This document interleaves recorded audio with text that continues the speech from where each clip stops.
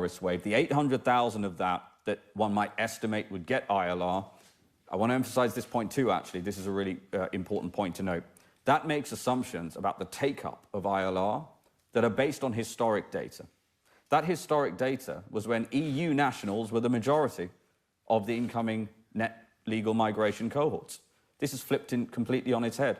So even that would suggest that the assumption of 234 billion is way too low, because I put it to you, no matter what your political persuasion, try to be objective about answering this question.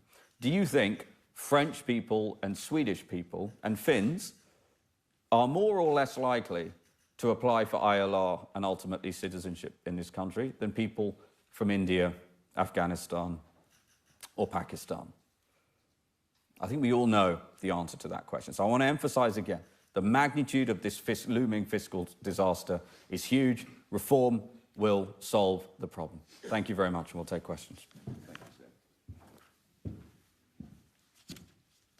Zia, thank you. Unlike, I think, the other parties. And we're going to begin with Ian Watson from the BBC. There's a microphone. Yes, sir. You may well have anticipated some of these questions, but let's ask you firstly a specific question and a more general question. Specifically, the first line of this document and the last line quotes a £230 billion figure, which the Centre for Policy Studies, who came up with the figure, say is no longer. Will you withdraw that figure? More generally, isn't it the case that people are more concerned about what is going on in the Channel than with people who are already here, who've passed English language tests, who are perhaps paid modestly in the care sector? And doesn't it sit uncomfortably with a British sense of fair play to tell people who think they're here indefinitely that they've got to leave?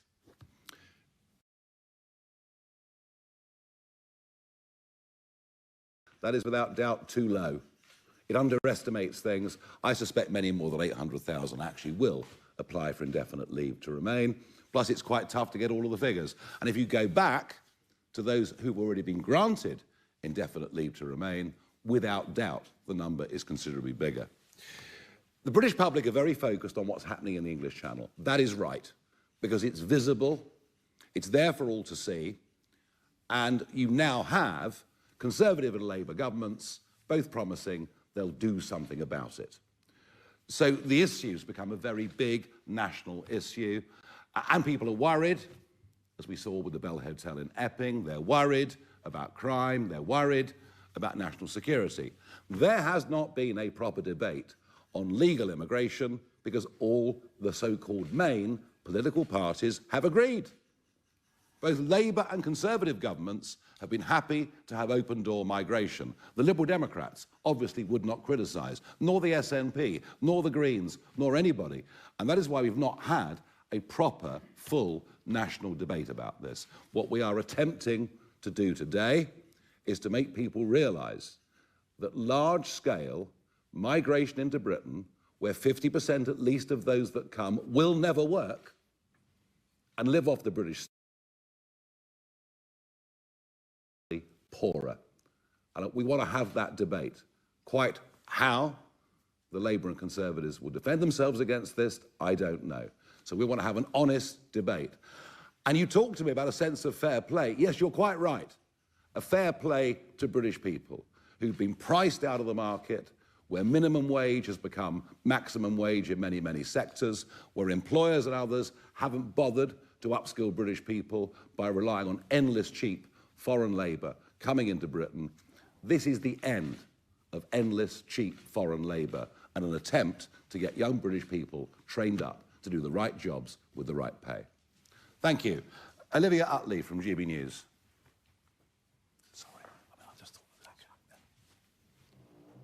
Thank you. Under your proposals, those applying for citizenship would have to wait 7 years. The Conservatives have said that they're double the time that someone would have to spend in the UK before applying for indefinite leave to remain, from 5 years to 10 years. Isn't your proposal actually more lax than theirs? Well, they're just kicking the can down the road, aren't they? And let's not confuse citizenship with indefinite leave to remain. That's it. Yeah, exactly. So firstly, you know, once again, this actually probably is the ultimate example of the Tories turning up as firefighters for their own arson. I mean, they've inflicted all of this on the country. This is probably the ultimate example of that. But look, there are people who come to this country and contribute. I actually want to go back to that question about care home workers and fair play. My mother has worked in care homes for years, still works in care homes to this day, and she's over 70. And some people say, well, Zia, why don't you retire? I could pay her all the money in my pockets. I couldn't stop her delivering care because that's who she is. And I will tell you this, inside care homes, nobody is more acutely aware of the abuse, the widespread, atrocious abuse of the care home visa program that has happened over the last few years. So I want to be really clear about that. And we will ensure that there are enough staff to staff those care homes. But as we've been saying, time and time again, not for infinity number of years. We have to start training British people to do those jobs and incentivize people to do them. And look, currently it's about 5 years, right? We are going to increase that to 7 years. But the most important part of what we are announcing today, I can't emphasize this enough, is that the Boris wave of 3.8 million people, the 800,000 that we would conservatively assume will take up ILR and then live off the state for the rest of their lives, will not happen under a Reform government. Very good. Mari Aurora from Sky News. Thank you, Mari Aurora from Sky News. Can I just get some clarity very quickly on if somebody is on benefits but has indefinite leave to remain at the moment, will they be deported? Is that exactly what the policy is? And if so, do you expect legal challenges on that? And if I may, just a second question, what about pensioners who have indefinite leave to remain? They won't be able to apply for a work visa because they're not working anymore, but they may have been in this country for decades. Let us deal with the main objective of today's press conference. It's to wake everybody up to the Boris wave. It's to wake everybody up to the sheer irresponsibility of the last government and the massive impending cost that will have on this country for decades and decades to come. That is the primary reason that we're sitting here talking with you today. Yes, it is true.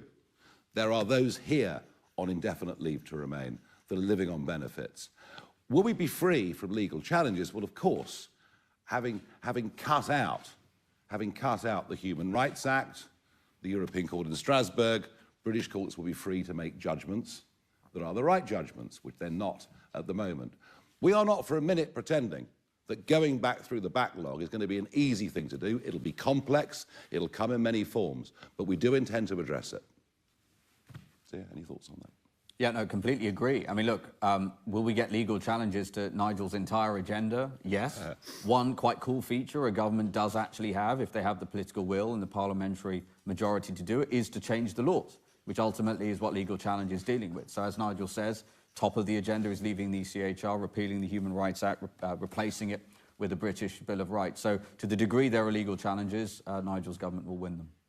OK, Romney Weeks from ITV News.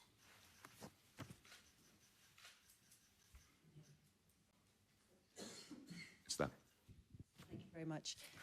You seem to be quite keen not to be pinned down too much on the detail, but to talk in broad brush terms. But what is the legal basis, for example, for removing indefinite leave to remain from people who've already been granted it, many of whom will have jobs, lives, family here? And care homes, restaurants, hotels, the NHS are already struggling to fill vacancies with exactly the kind of workers that you would be targeting. Are you happy to further damage those sectors? And how do you expect them to be able to afford to pay for the additional levy to train equivalent British workers? We've given you full details. None of the 800,000 plus that came here under the Boris wave that will be available to apply for indefinite leave to remain over the course of the next 3 to 4 years, none of them will be given indefinite leave to remain. None of them will be given access to the UK's benefit system, and none of them will be able to bring dependents. That, I think, is quite a lot of very exact policy detail. In terms of staff that are necessary, and I do repeat the point that mass unskilled migration has driven, in many, many cases, the minimum wage to become the maximum wage. Under our proposals, would pay go up? Yes, it would go up a bit, and I think that's a good thing, not a bad thing. Would our proposals help train British people for jobs? It would. But let Zia reiterate how the visa scheme would work for where there are genuine labour shortages? Yeah, so firstly, again, the premise of your question is everybody who is here on ILR is working. And actually, as we've already pointed out, that the opposite is the truth. Now, there are people who are on ILR who are contributing significantly to this country. We're not disputing that. That's why we are introducing this 5-year renewable visa, albeit with a materially higher salary threshold, so that the people you're referring to, who are adding a lot of value to the country, and fiscally, on a net basis, will be able to stay. That's totally fine, and they will have a path to citizenship. With regards to, for example, care workers, I've already referred to this, they would be inside that ASSV category, acute skills shortage visa. But we want to emphasize, it will be a finite number, it will be capped, it will not be open to abuse, and to the degree that employers benefit from that visa, they will have to fund a program to train British workers. I want to reiterate, the fact that this doesn't happen currently is the reason why we have had open borders now for so many years.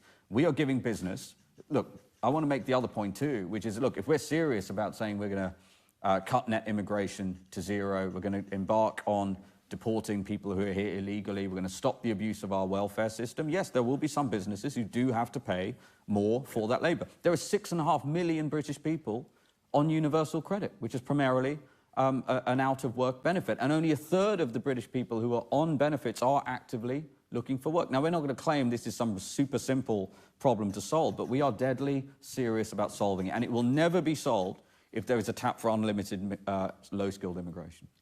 Simeon Brown, Channel 4 News.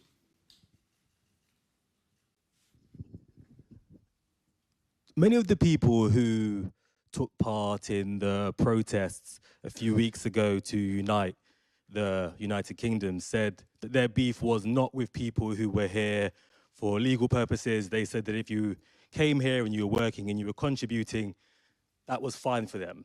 Does this policy almost betray British values in the sense of fairness? And fundamentally, has there been an assessment of the cost? Many people on indefinite leave, they are working, they are contributing, they are running businesses. And so has there been a factoring of what impact this could have on those people? And ultimately, does this also set up potentially a kind of Windrush scandal type fiasco, especially when you consider how integrated many of those people really are? They're in marriages, they're in friendships, they're colleagues of people. So this policy has a potential to not only unsettle deep social fabrics, but also have a huge economic impact. Yeah, I mean, look, the reason that people will answer that at the march or wherever else it may be, and it goes back to the first question that we had today, is there's been no debate on this, there's been no facts. If people are coming here working, contributing, obeying the law, not bringing dependents, not using the welfare system, then people won't have any objections because we're a fair-minded country. What they don't know, because no one's ever told them, is over half of those that come don't work and will never, ever work and are a direct drain on the taxes that they themselves pay when they get up in the morning and go to work. And we're not against skilled immigration into Britain. In fact, Zia's said, of course, we want this. We want people coming in. We want bright people coming in. We want those that will contribute to our society. We will have lower skilled people on visas where there are genuine shortages in the market. We've not had the debate. And I repeat the point. For 20 years, I was told, shut up and go away because it's good for the economy. And now we can see, not only is there a massive welfare bill, not only is there the impact on the quality of life through a population that actually net financially, if you look at productivity and many other measures and de-skilling of the British workforce, it's been a net loss. On the complexity of families going back, we understand that. Yeah, we do. We absolutely understand that. And that's why we're giving people advance notice of what's coming, and this will all be in the, frankly, hundreds of pages of legislation that we aim to have ready should reform win the next general election. I want to go back. There was a question earlier about what's the legal basis for revoking on a retrospective basis ILRs that are already here. I want to be really clear about this. Parliament is sovereign. Parliament is sovereign.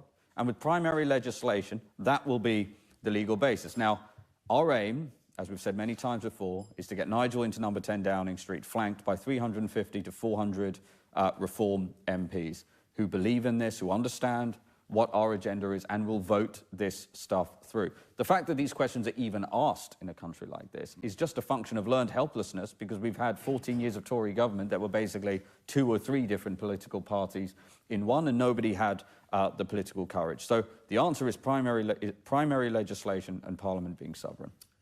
Martin Beckford from the Daily Mail. Thank you.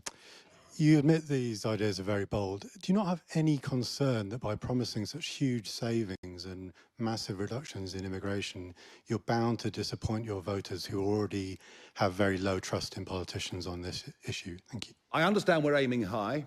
I understand we're ambitious. We need to be. The country's in dire trouble. Dire trouble economically, dire trouble socially. These are, let's put it to you like this. There's nothing we're proposing that we don't think is doable. And the primary purpose of today's press conference, as I'm going to say for a third or fourth time, is to make sure that the Boris wave do not qualify for ILR, are not able to bring dependents, are not able to claim benefits.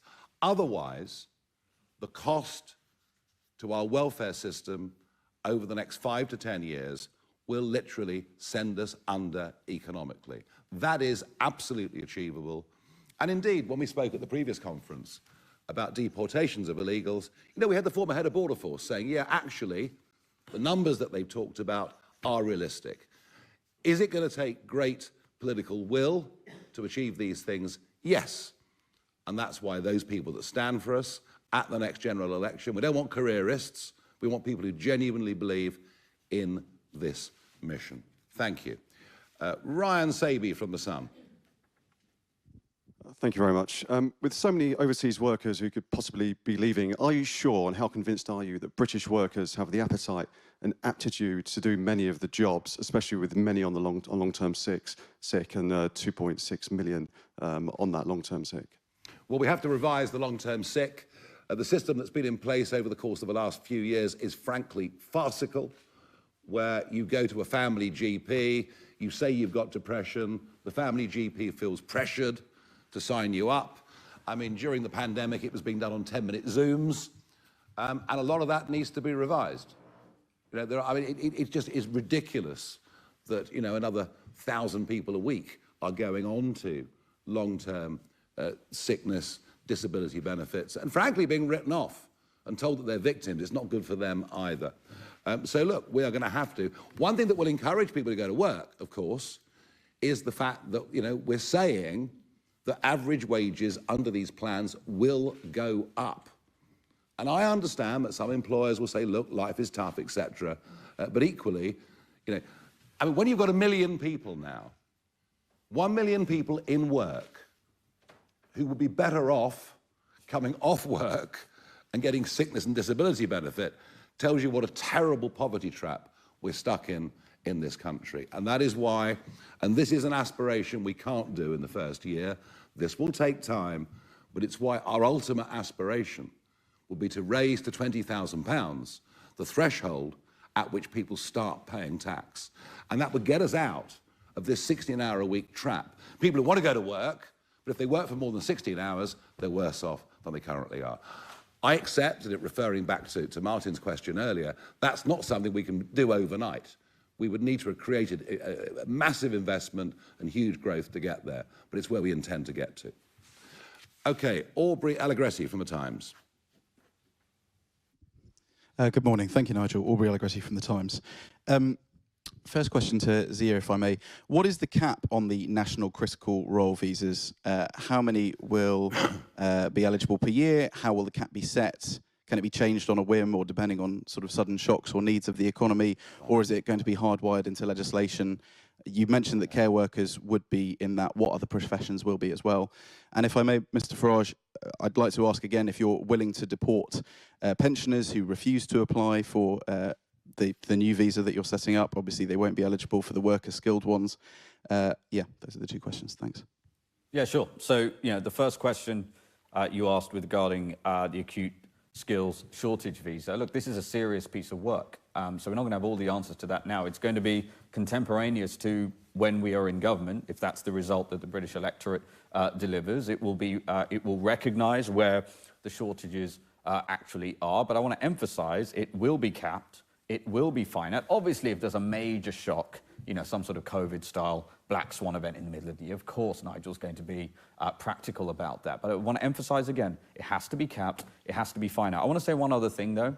In the policy team doing this work, it is pretty unfathomable how little data this country appears to have on any of this stuff. I mean, how is it that the ONS revises up the net migration number from last year from like 800,000 to 1 million, when these are people coming to the country illegally, going through turnstiles, scanning their passports? If you would ask any corporate in and around London how many people are in their building at any given point, they would be able to answer because they're scanning passports. The reason why there isn't data on this stuff, no data on foreign nationals using the NHS or state pension or PIP, etc., is because the government does not want us to know the answer. So we will materially upgrade our data capabilities. But I want to emphasize again, strictly limited, strictly capped, and to the degree that they are issued, British workers will be, on an accelerated basis, trained up to take those jobs.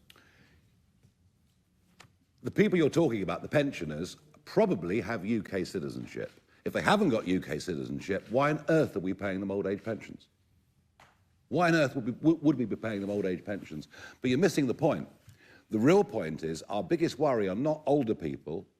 If we're going to go back, our biggest priority are young, unproductive people who are here, who are not working, and yet if they get ILR, will be able to bring extended members of their family to this country at enormous economic cost. It's actually the age profile that worries us about the Boris wave in some ways more than anything else. Young, unproductive people, unlike the myth that everyone that comes to Britain works hard, pays their taxes. It just, sadly, isn't true. But I repeat the point for the 5th time. This press conference is about stopping the Boris wave of a minimum of 800,000 people getting indefinite leave to remain at vast cost to this country over the decades to come. Yes, there are historic messes and problems to clear up, and that will take time. But the immediacy of what we're talking about is what we believe we will be able to do within the first 100 days. Thank you. Charles Hymas, Telegraph.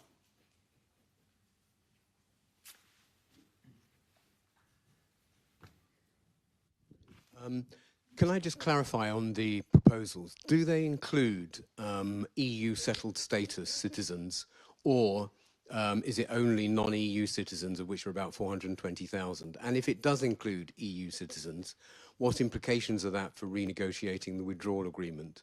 And finally, you've put a loss on legislation and the importance of legislation.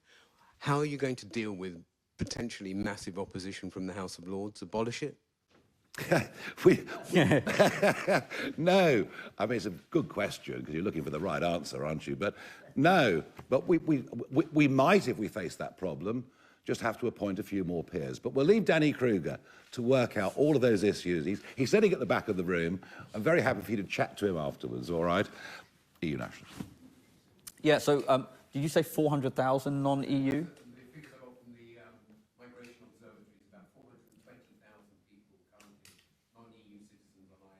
Okay, yeah, I mean, the reality is that we think the number's materially higher than that, and the government doesn't disclose these numbers, so that would be a guesstimate anyway. Look, so the answer is no in terms of EU settled status. But there is a caveat. There is a caveat. There are a lot of EU nationals in this country who are drawing on universal credit. So, you can expect Nigel's government to open negotiations with the European Union specifically about the welfare aspect. But as Nigel has said time and again, the big issue we're talking about here is the non-EU numbers. And by the way, even if that 400,000 number is correct, which again, we certainly don't recognize that number, and we looked really hard to find any official data, most of the people we're talking about here do not yet have ILR. This is the point. They're going to be getting ILR at extraordinary, unprecedented rates. They're much younger than historic migrants. They're from countries that are, frankly, countries that will have a much higher propensity to claim ILR and citizenship than historically, because over 90%, I think it's 96% of the Boris wave a non-EU. This was the craziness of the betrayal. He basically flipped EU migration into non-EU migration and then turned on the afterburners. Yeah. Michael Knowles, Daily Express. Thank you very much. Your policy documents indicates that the number of dependents that someone can bring will be linked to their salaries. And it also specifies that, for example, tier 1 would be 1 dependent.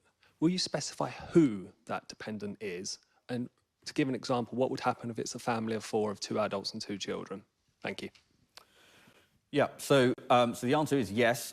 If we're actually serious about ensuring migrants are paying their way, we know that dependents are orders of magnitude less likely to be working themselves and to be contributing, even on a gross basis, to the exchequer and to the country as a whole. So it has to be linked to that. And if you're in any doubt about that, you know, if there's a world-class neurosurgeon who wants to move to the United Kingdom under a reform government, we're not going to be asking which kid they have to leave behind, right? So we have to be serious about this. The reason we haven't put the numbers in is, again, because we're serious. We need to do net fiscal modeling with whatever data is available. We will be lobbying as hard as we can to get disclosure from this government about, you know, the inputs into that model, and it will be contemporaneous to just before a general election. So there has to be a very serious discussion about how many dependents come, and that's why we've modeled it that way. All over the world, you apply for a work visa, that visa is for you.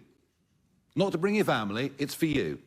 It's for a set period of time, and at the end of it you leave, or you're physically deported. That is how a normal work visa works. And we're talking about a 5-year renewable visa, and there'll be those that bring great credit to themselves, to our country, who will want, in some cases, to transition to UK citizenship. Others who won't, and once the visa is up, it's up and they go. And this is the odd thing about our debate in this country, is that we've just accepted that a work visa is an automatic route to immigration for you and the whole of your family from whatever part of the world it may be.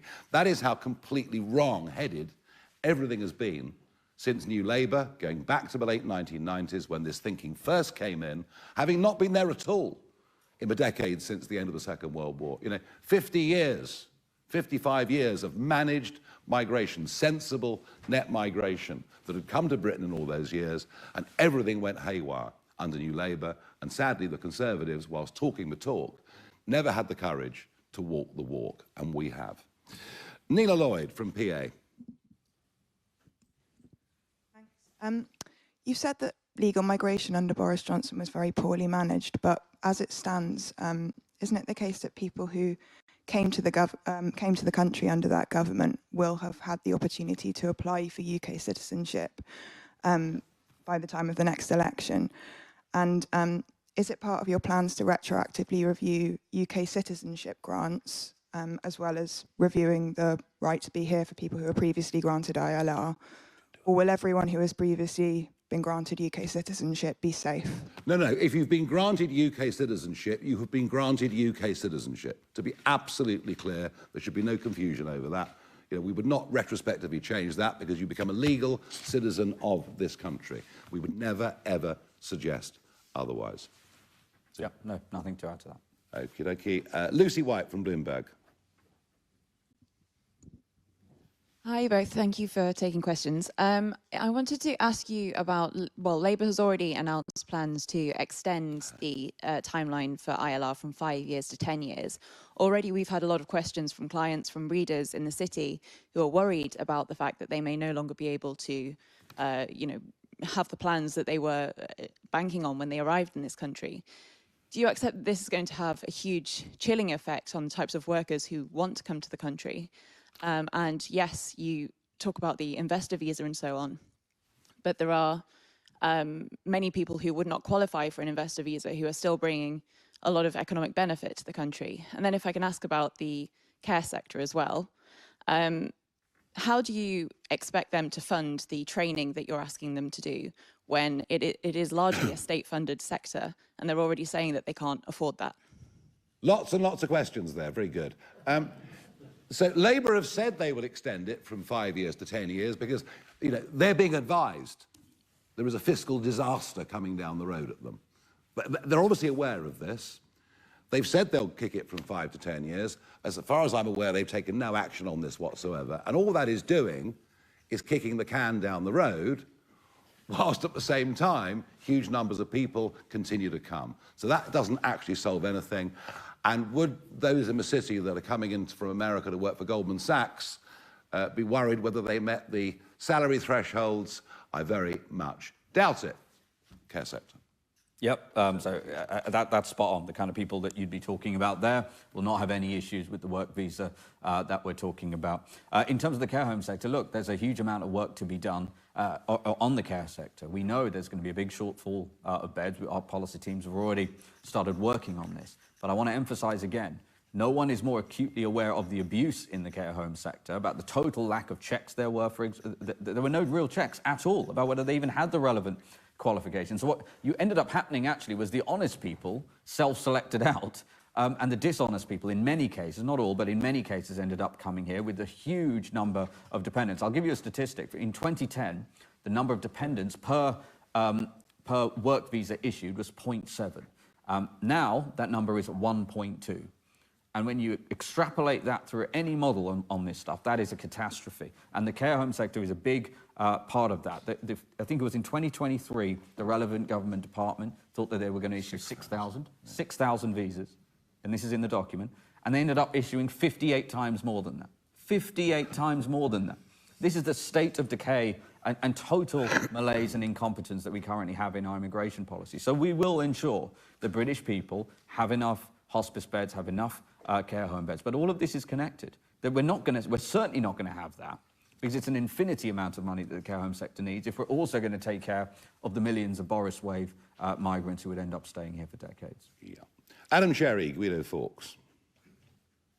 Thank you. The Mayor of London, Sadiq Khan, has responded to your plans today, and he says thousands of Londoners have indefinite leave to remain. They have legal rights and are our friends, neighbours and colleagues.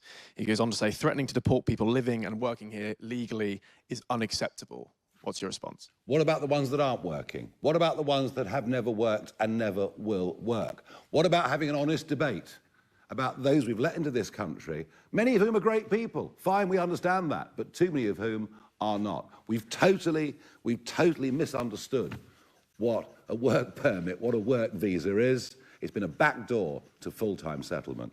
And look, you know, we will do battle with Mayor Khan in the 32 London boroughs that are up for election next May. And I'll answer more directly questions from him when the time comes. Two more. Kitty Donaldson from the I newspaper. Thanks very much. Apologies if I missed this, but have you put a salary cap on the higher rate for working visas? And secondly, just to go back to the care sector, we're staring down the barrel of an ageing population, councils who are strapped for cash.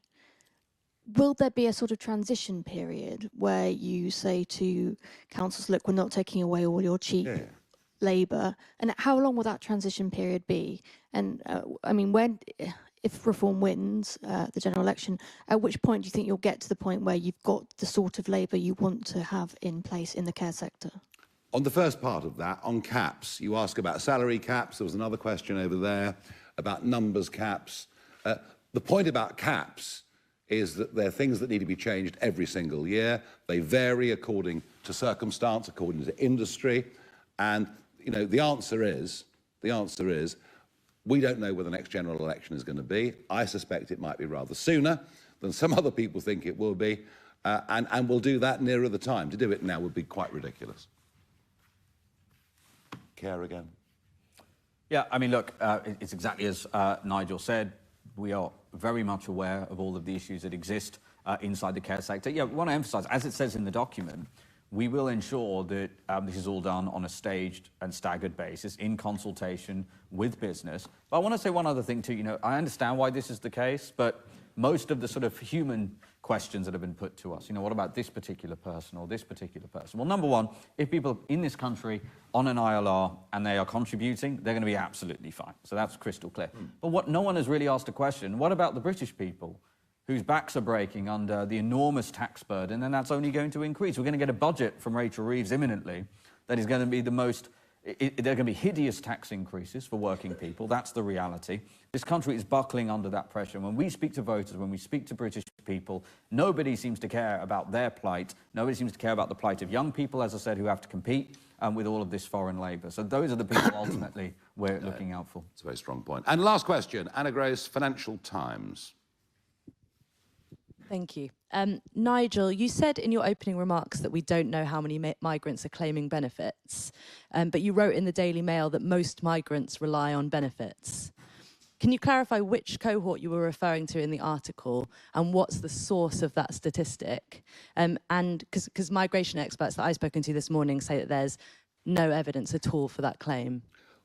We are firmly of the belief, with research backing it up, that just over 50% of those who are coming up as part of the Boris wave for indefinite leave to remain are not working, have not worked, and in all probability will never, ever work.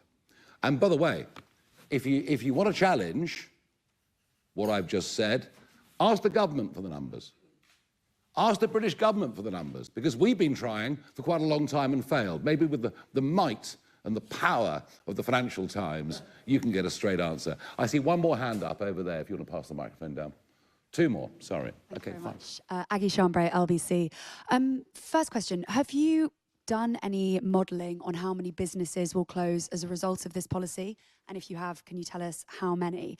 And also today you've been extremely critical of Boris Johnson, talked a lot about the Boris wave. If you are so critical of him, why are you accepting people who were in his government who are extremely close to him politically, like Nadine Dorries and Jake Berry? Well, we've accepted one or two people that were in that government who understand the error of their ways and have come to us for repentance, is the answer to that. And how many I wonder how many businesses have closed. I wonder what's happened to genuine growth with this. If you actually have a look at what has happened to UK productivity since Blair launched the mass migration experiment, you will find it has actually been, in productive terms, a disaster for this country. So how many firms that could have prospered haven't? How many have gone bust that shouldn't have done? It's led to a change of culture that has been ruinous. Yeah, and how many, you should ask, how many, a question for the government, how many businesses have gone under and will go under as a result of the increase in national insurance contribution? To name just one tax, just name one tax in recent months that has been imposed on British people. That was a tax on jobs we've already seen from HMRC payrolls coming down. So the reality is what we're proposing is going to be for the benefit of British workers and ultimately for the benefit of British businesses too. Right, and this really is the last question there. Sorry, were you on the list earlier? No? Go on. Thank you. Eleni Carrera from The Guardian. A couple of quick questions. Will you revoke ILR from Ukrainians and Hong Kongers who have moved here under the government schemes to support those specific groups? And many people with ILR have lived here for longer than a decade, will have British families, children who have only British citizenship. Are you willing to split up families in order to, by removing ILR from those people? 800,000 people are due to qualify for indefinite leave to remain over the course of the next few years. This press conference is to say none of them will get it. Thank you. There was one more hand over there. Thank you. Jane Merrick from the iPaper. I actually wanted to ask about the recognition of Palestine. If you win the next election, will you de-recognise Palestine? Well, that's a big if down the road type question. I think that Starmer was completely wrong to do that. You can't reward terrorists like Hamas. And even though he tried to caveat what he said, the fact is that right at the moment, Hamas and the Palestinian cause are inseparable, one for the other. And how can you recognize a state if you don't even know what the boundaries, geographical boundaries of it would be, let alone to recognize a state where the people that are running it are intent on wiping out the population of Israel? So I think that was a terrible mistake. Ladies and gentlemen, thank you very much indeed. Cool. Thank you. I don't know why those names were not on the list.